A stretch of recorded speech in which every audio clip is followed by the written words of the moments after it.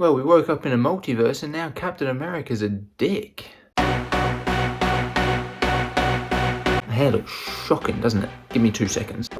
So what's happening, fam? Welcome back to Bill's Buzz. Today we are talking The Grey Man that dropped on Netflix a couple of weeks ago. Directed by the Russo Brothers, starring Ryan Gosling, Chris Evans, Ana de Armas, the most beautiful woman in the world, and Billy Bob Thornton. So first thing I want to talk about with this movie is the directing style.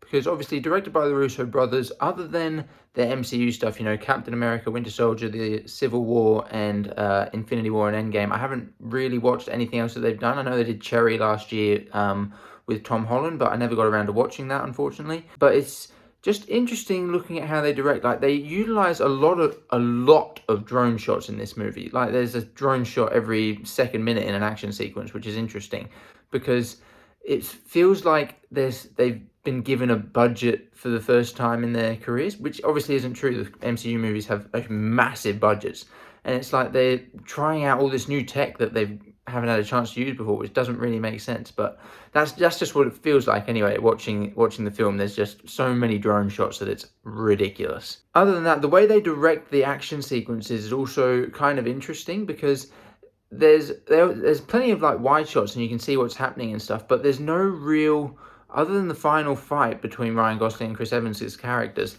there isn't any like close hand-to-hand combat sequences. It's sort of real wide shot gunfire, which is fine, but it makes it easy to direct the action, I feel. It doesn't really test them as directors at all, I feel, because when you've got this sort of budget and you've got teams of stunt directors and coordinators and all of these people working, it's not difficult to film action sequences like that, I feel. Like, obviously it takes a lot of setup and everything, but in terms of like difficulty of putting it out, I feel like you can shoot wide gunfight sequences a lot easier than you can hand-to-hand combat, which is just it's not a good or a bad thing, it's just an observation that I made. So talking about the actors, obviously you've got Chris Evans and Ryan Gosling. Let's start with Chris Evans, because Chris Evans is having the time of his life in this movie. It's very much similar to how it felt when he was in Knives Out. You know, he's sort of playing a real dick, arsehole sort of character.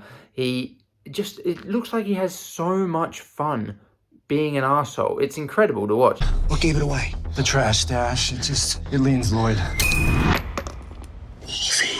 The torture scenes that he is involved in this movie, he takes his time manipulating, talking through in a sadistic manner with his captives, and he's just having such a good time. And although he's obviously a proper dickbag, you almost like are rooting for him just because he's so likable and he's so charismatic in this role. It's great stuff from Chris Evans. And Ryan Gosling's a very interesting actor because Ryan Gosling feels like he plays the same character in every single movie. You know, he's that macho action guy. He's real quiet, real reserved, and he just has this presence about him, though. He gets across what he wants to say in very few words, and an actor that can portray that and you still are able to sympathize with him and feel involved in his character, it's phenomenal acting work, and he is one of the best at it in Hollywood today. Ana de Armas is, of course, fantastic. She's been in so many films recently, obviously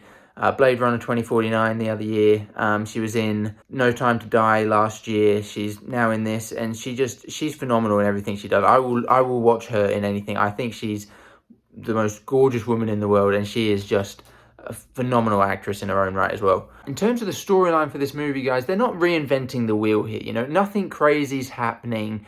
It's not got huge unexpected twists or whatever. You know, there's a couple twists and turns and things that you might not expect to happen, but for the most part, you know, it's pretty stock standard action film that just, you know, gets you from A to B. You sort of know where you're going and you're in for a good time. And normally, I'd be a little bit disappointed with that, but just because of Ryan Gosling and Chris Evans' performance, I feel like this movie is elevated a little rung above of the movie that I just reviewed, Bullet Train. If you want to check that out, link is just click in the top there. But with this one, it's got the performances and the tension that is built is just that little bit more than in other action movies that I've seen recently. And I feel like that is a really good thing. And, you know, although, like I said, they're not reinventing the wheel with the story here, it's enough that it's elevated above that you know, lower level. All right, so with all that being said, guys, I think this movie is elite. It is an elite movie. You know, it's just that rung above, hold your attention. You can put it on and you'd be enthralled in it, which is what you want a little bit, you know. That's what we're looking for with movies. We want to be taken away into this world, and we want to feel involved, and that we can actually watch a movie without needing to check your phone because you're getting bored every 2 seconds. All right, guys, so thank you for watching this review. Make sure you leave a comment below. If you've got any films that you want me to review, please comment below what you want. There's nothing major on my schedule that's coming out soon. So, you know, might do a few older reviews. We'll do some more Netflix shows. I've just started watching The Sandman, so hopefully I'll try and get through that. It's not captured me as yet, but hopefully it'll pick up the pace a little bit and we'll get more involved in that. And obviously, like I said in my last video, Game of Thrones, House of the Dragon comes out very soon, week and a half, I believe. Can't wait for that. Lots of good stuff coming, guys. Stay tuned to the channel, subscribe, hit the notification bell, and I will see you guys in the next one.